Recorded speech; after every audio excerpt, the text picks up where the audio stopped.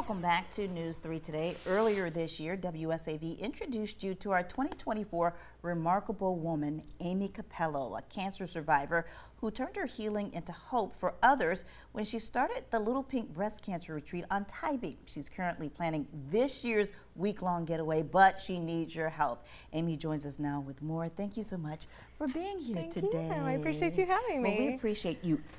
All that you do in our community. But before we get to what you're currently working on, let's go back to earlier this year in March when you were named WSAV's Remarkable Woman of the Year. You had a chance to go to LA. Tell us about that experience. Oh my gosh, it was incredible. So there were 112 of us all combined. And so we all kind of descended upon LA at one time, which was amazing.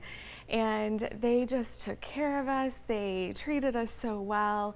They had so many surprises for us just around every corner. We got to meet some famous people and just enjoy the town. It was amazing. You had a chance to enjoy a show as well, right? We did. We got to sit in the Chinese Theater in LA, and we got to listen to all of the stories for the finalists for the National Remarkable Woman.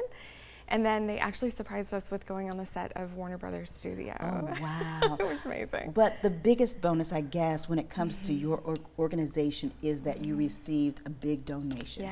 Yes, absolutely. So all of the winners at the kind of, city level were awarded $1,000 to give to a nonprofit of our choice. And that nonprofit is? It's called Little Pink Houses of Hope. Yes, they are amazing. So, before we get to that, and I keep saying before because there's just so much that you do in our community and so much involved in this and in your journey. You got involved with the Little Pink Houses of Hope because of your personal experience with breast cancer. Right, exactly. So I was diagnosed with a very rare type of breast cancer. I had never heard of it before diagnosis. It's called inflammatory breast cancer. It's very aggressive and very rare, but it starts at stage 3.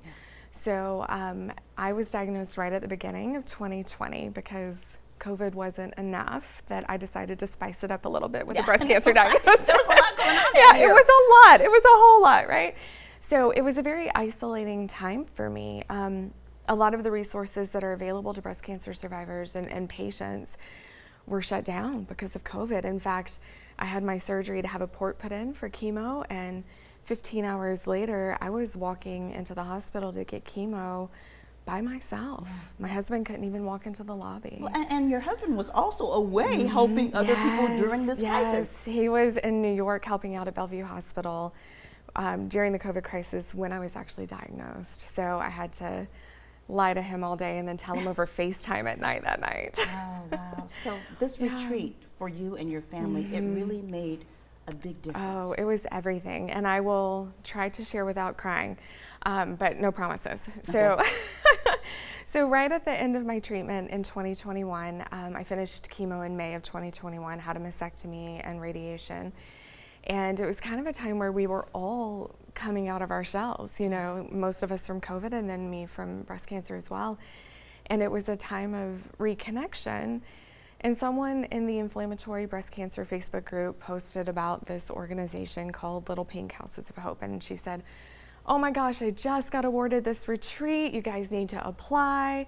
And I 100% thought it was a scam. I mean, there's no one that will give you and your family a free retreat for a week. But I went out to their website and it kind of seemed legitimate. And I thought, there was no harm in applying. And I was one of the lucky people to get chosen for a retreat. Wow. And this was on Myrtle Beach. So after that, you decided to have your own here in our area on Tybee Island. Last year was the inaugural year. You had 12 families. This year you're expecting 50 families. Tell us, I know that comes with a lot of needs right now. So what do you need? Yes, absolutely. On my first day of the retreat, I had the idea that we should start one here, and I am super persistent. And they were like, just enjoy your own retreat. And I was like, absolutely not. I have like half of it planned in my mind. So they finally caved in, and last year was our first one. So this year, a lot of our partners that partnered with us last year are continuing on with us this year, and we are so thankful for, their support.